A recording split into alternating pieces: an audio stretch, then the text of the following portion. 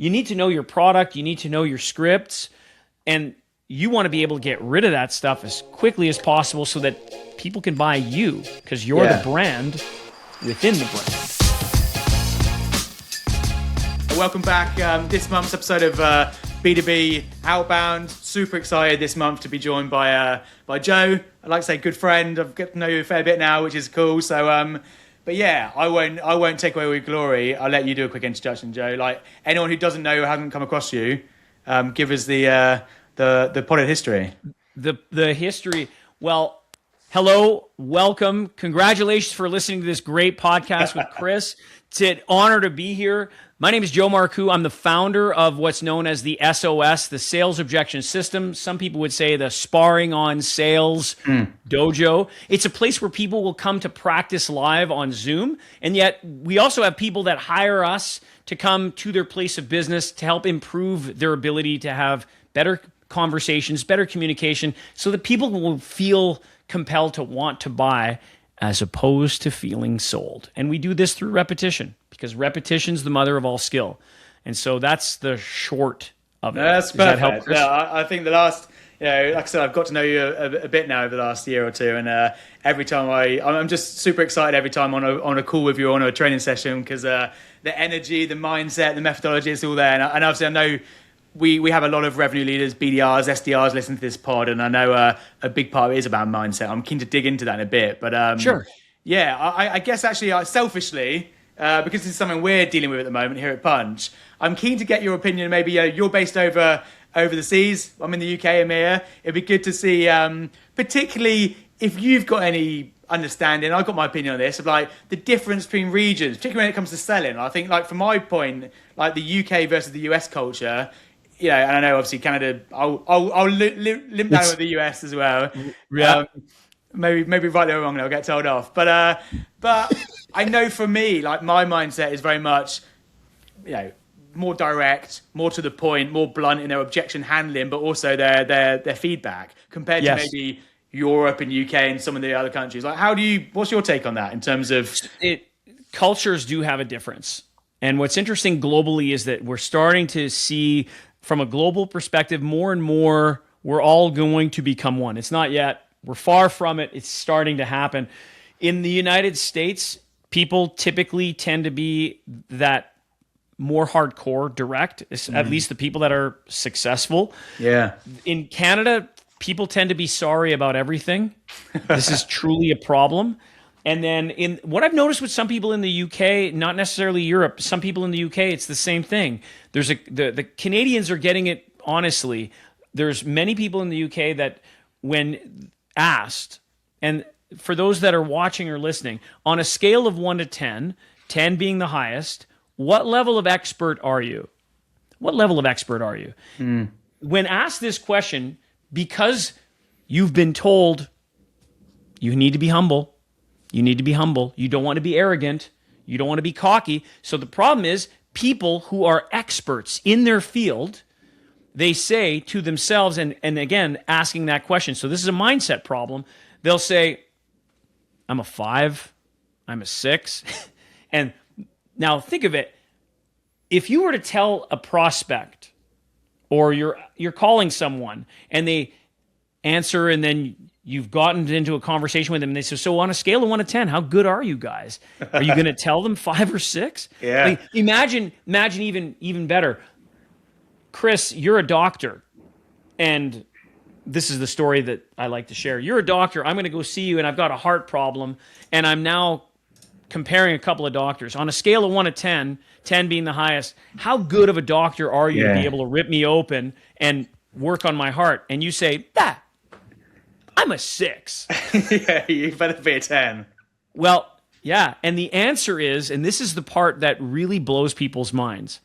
If you're listening to this podcast, you are an 11. Of all people, Arnold Schwarzenegger, of all people, said this: break the rules. Don't break the law. Break the rules. So if the rule is on a scale of 1 to 10, you're allowed to say, I'm an 11 and I have room to grow. It's not, I'm an 11 and I'm perfect. That's not the answer. The level 11 energy is the critical component.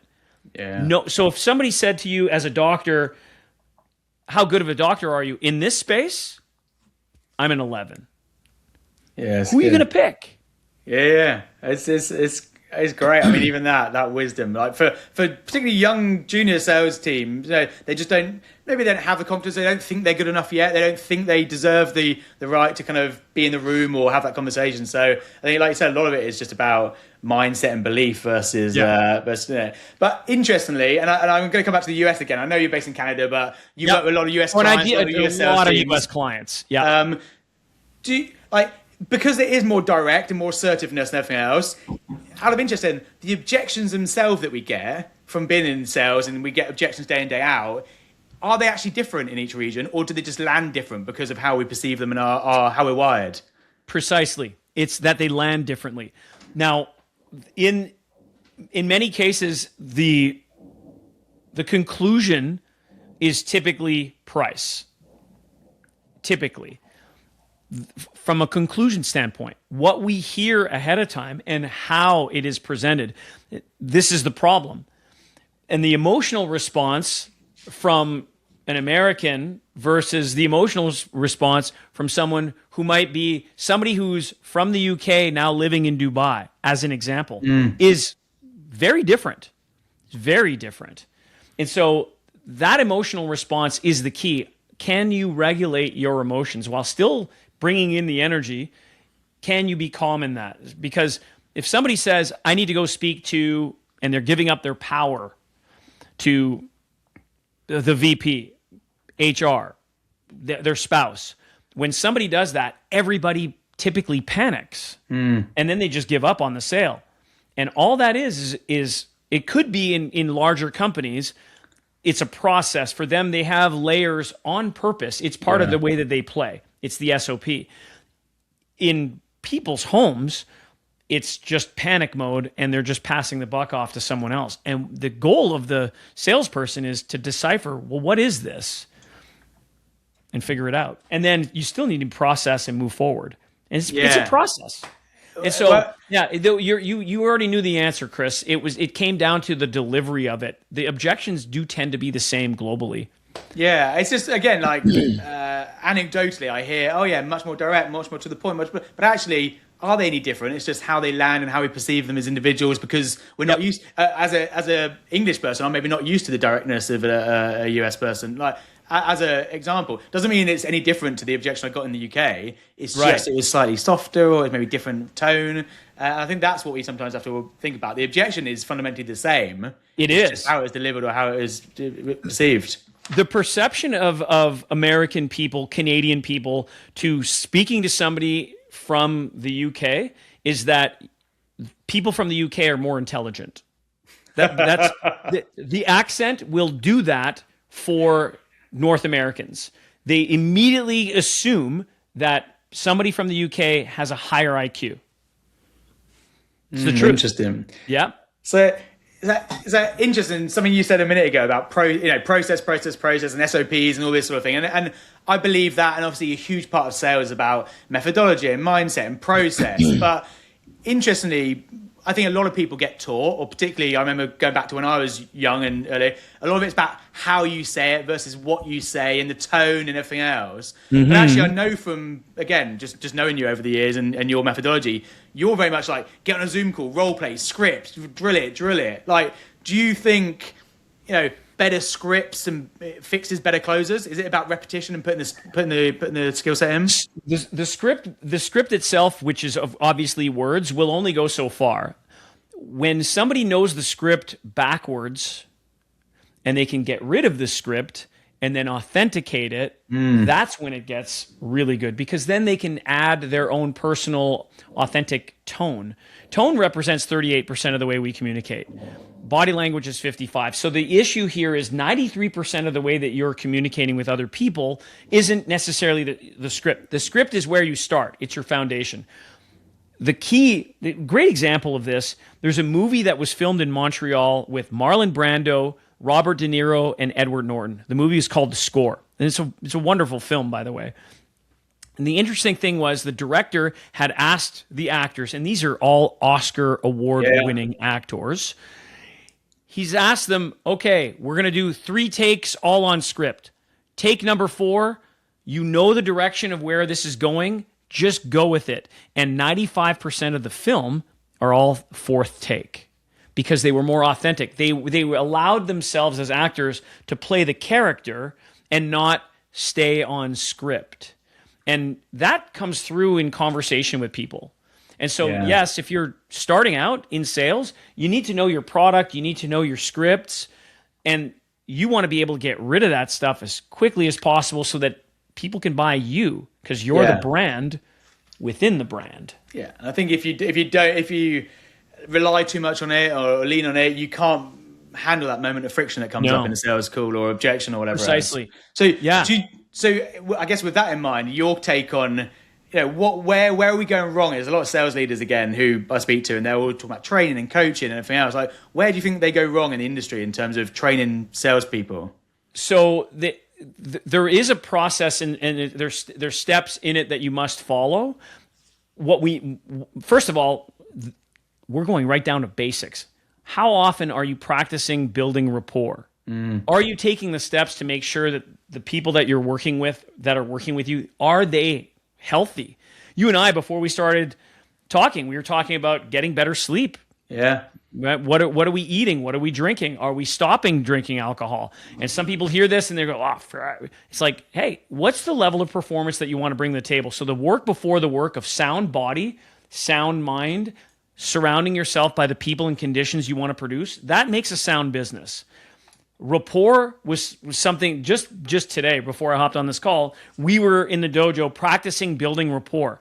So part of the work before the work is, what are you doing to do a bit of research on the person that you're going to be having a conversation with? Are you doing any of it? What happens if you meet someone and it's live and in person or at a mixer or at a golf tournament, at a charity event, and you meet someone that you know, hey, this person could very well be an opportunity.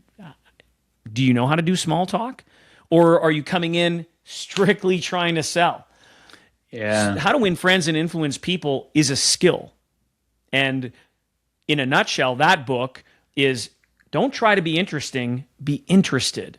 And you'd be amazed, Chris, at how many people stumble and they don't come across with that energy, because sales is energy. Money is simply a transfer of goods. It's energy.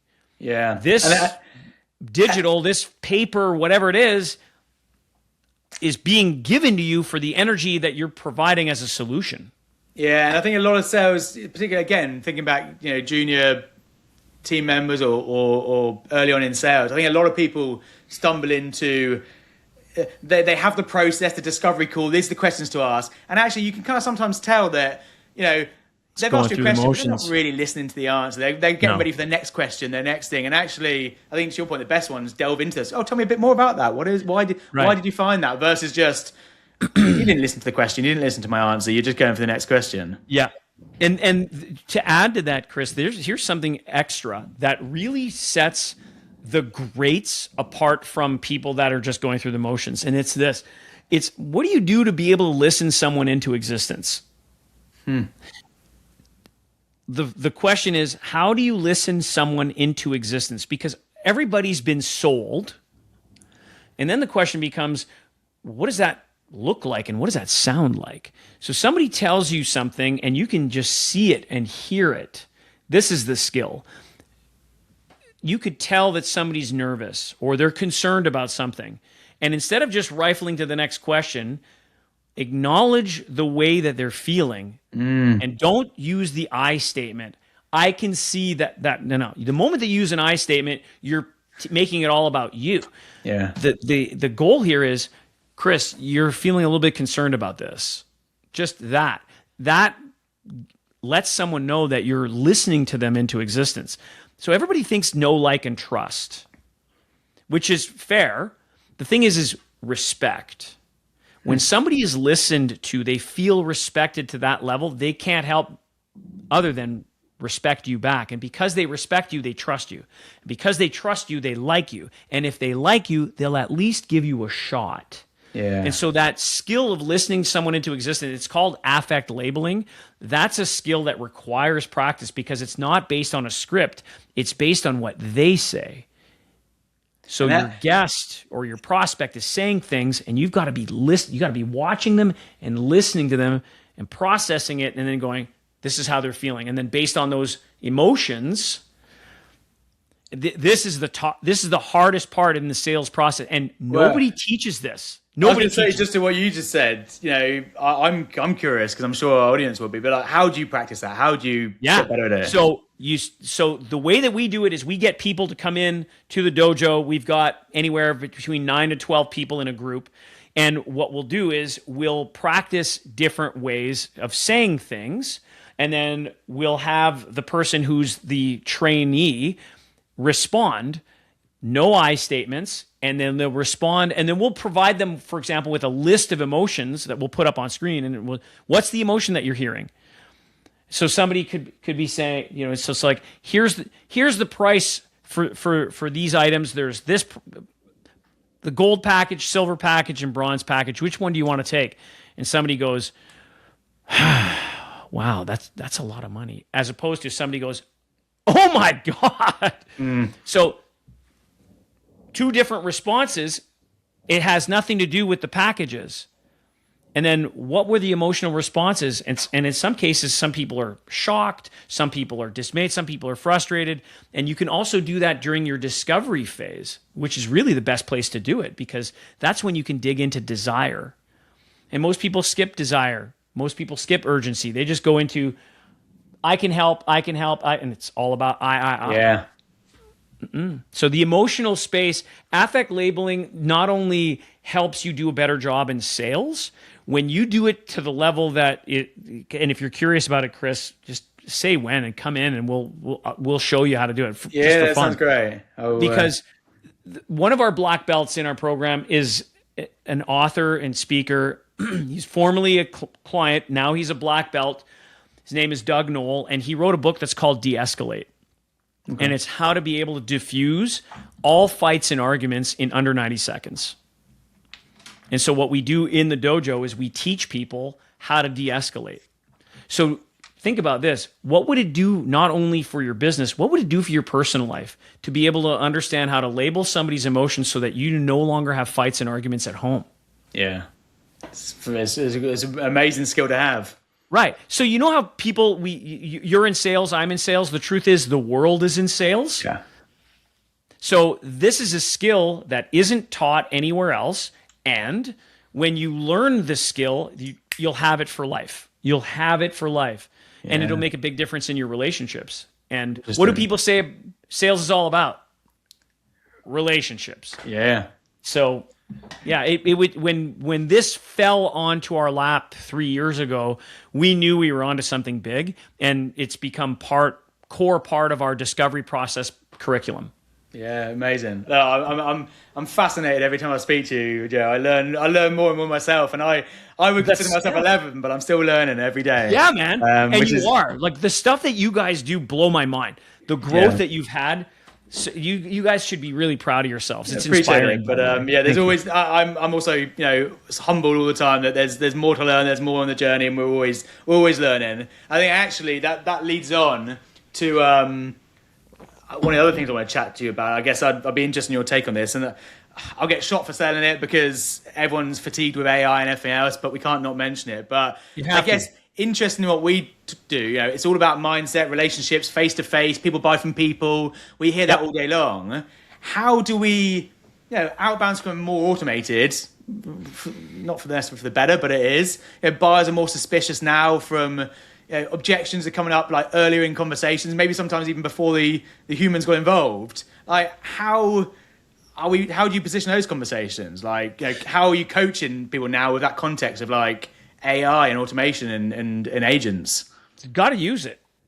AI is something that you should be learning about or hiring people to help you with. It doesn't necessarily mean that you need to know how to code, although vibe coding helps with the process just by speaking it. I would definitely encourage people to use this technology to help speed up administrative aspects. Yeah. if it's in the DM, if it's email, just to be able to sort. The idea, there's Myron Golden who says this, you need to sort before you sell. Because ultimately, every salesperson wants to be able to have what's called a lay down, the person that just comes in and lays the money down, right? So if we want to be able to have that, if full calendars look impressive, and yet all that is it's just a really busy person. Yeah. And you can only grind for so much and for so long. What AI can do is help you sort the appropriate leads so that you can have better quality conversations and higher conversion rates, which also have something to do with how you feel. Because if you're feeling down because you have so many calls and you're getting so many no's, it's challenging. So AI is great for email sorting, social media, getting into the DMs, and reminding people that are about to get on a call. Like the AI can see, hey, I sent you over a video to watch, and I noticed that you haven't opened it yet before our call tomorrow. Please take the time to do that. Like, you don't have to manually do that. AI can do all of these administrative tasks on your behalf.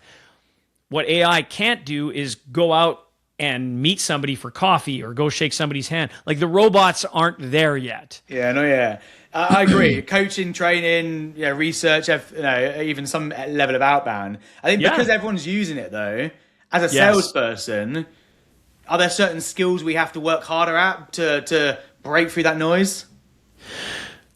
This is the opportunity to take more time to go out and be in person with people, or certainly like doing calls on video. Because the AI it's getting really good. There's no doubt it's hard to be able to decipher that video is that a person or not. It's still, what AI can't do, by the way, is it can't recognize emotional triggers in terms of affect labeling. So that piece, the AI has not been able to figure out yet. So an AI can provide details and data. What the AI can't do is listen someone into existence.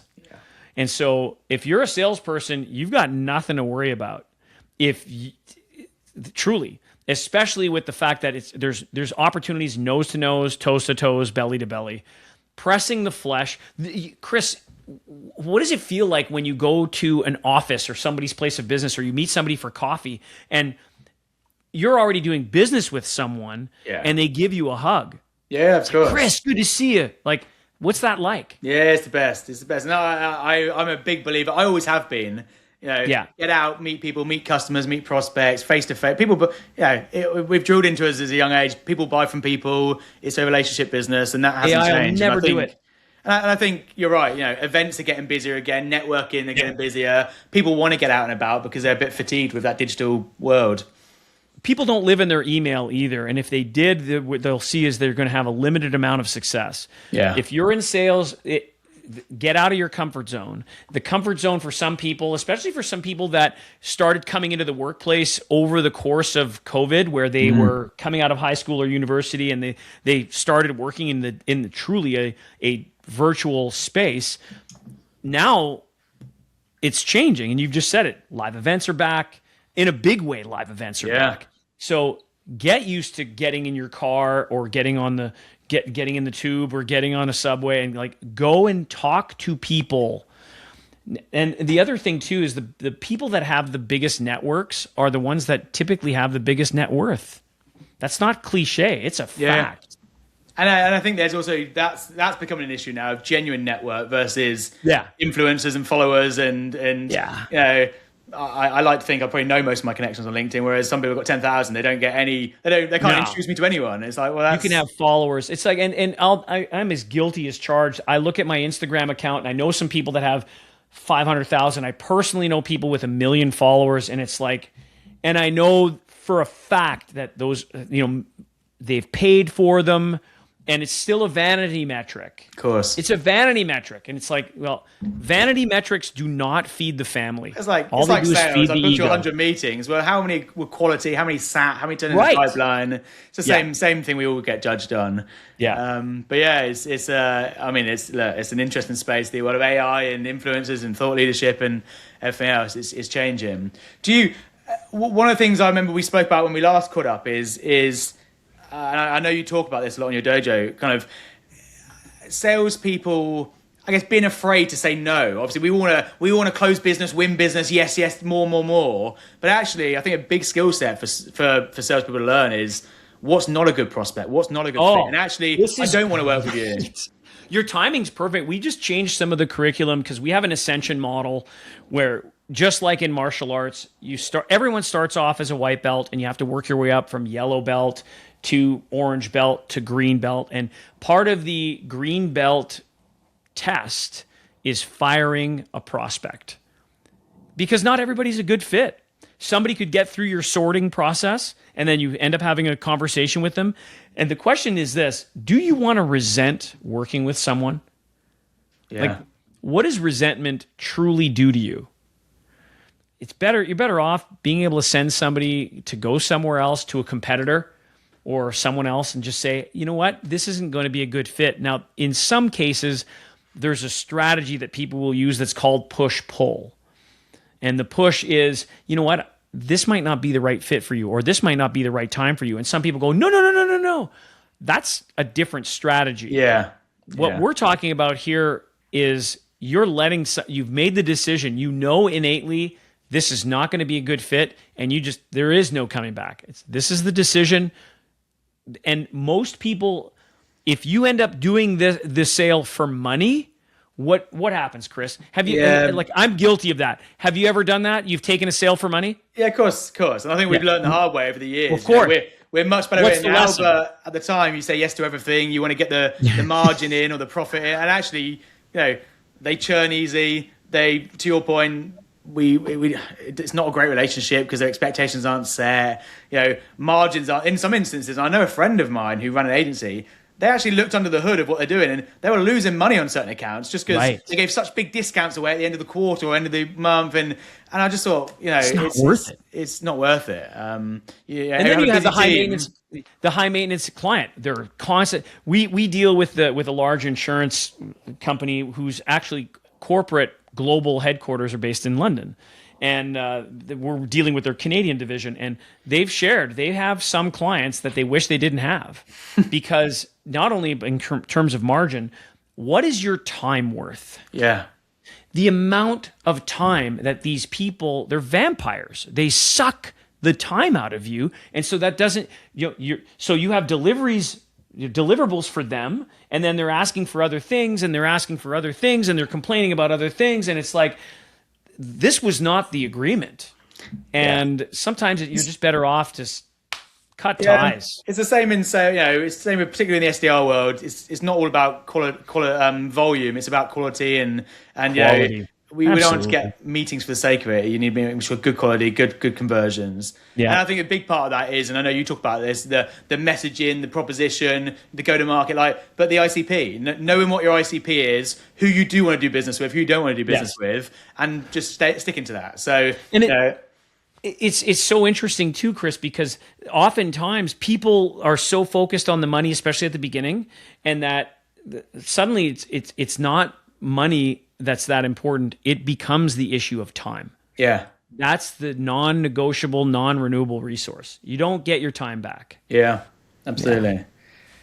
Yeah. No, it's I could talk for hours about this sort of stuff. It's brilliant. I love talking to you. It's like I said, I learn something every time we talk. I hear new books, new recommendations, new things to get onto. But I appreciate your time. I'm conscious of your time and want to make sure we respect it. But for anyone who wants to find out more, you mentioned you got an offer on. I encourage everyone to check you guys out. But tell us a bit more. If you're curious and you'd like to experience the SOS Dojo, we've been running something that is, even to me, I'm pleasantly surprised. It's been purely organic at this point. We have not run any ads yet, and we're offering people for our premium gold program 1 month absolutely free, no questions asked, no credit card. Just join. Amazing. You get full access to all of our video library, like the premium program, and it's live, interactive training. The only caveat is this, and this is part of my sorting process. If right now you hear that and in your mind you're going, well, what does it cost after a month? Don't come. Don't come.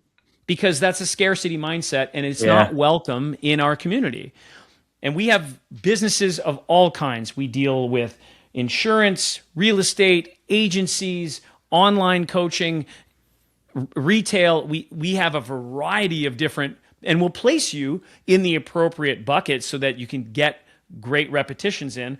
And if after a month you're curious, because the promise is this, after a month, you'll start to experience a transformation. There's no question. It costs you nothing other than your time, which is by all means, it's the most expensive resource you have. So we're going to give our time to you as well. And if after a month you're seeing something that's working for you, then by all means, we'll have a conversation. And we don't mean to close 100% of the people 100% of the time. We're realistic on that. And we're seeing a lot. We're having a lot of fun. So we're inviting you to come in and just have some fun. You can reach me, Joe, at SOSDOJO.com. Just say, I'm in, free month. That's all you have to email me. And then I'll set you up with our enrollment people. And you'll be able to come in for a month. You'll be able to right away. And it's fun. I highly recommend everyone check you out. Whether it's sign up to the course or check out the content online, follow you. Thank you. Like I said, every time I speak to you, I just go away. I'm enthused again for sales and what we do and everything we stand for. So appreciate your time. Energy, man. I'm right back. Chris, you got to let me know, when are you doing your next live event? That is a good question. Time, which I should be better at managing. But between podcasts and getting out networking and I still get involved in sales in the business. I love it, as we all do. Here. So, for sure. I never will stop. But I try and do as much as we can. But there's nothing on the agenda currently. But if there is ever, just let me know where I buy a ticket because I'm coming. I appreciate it. Yeah, for sure, man. Look, Really good to catch up. Take care, and we'll catch up soon. Okay.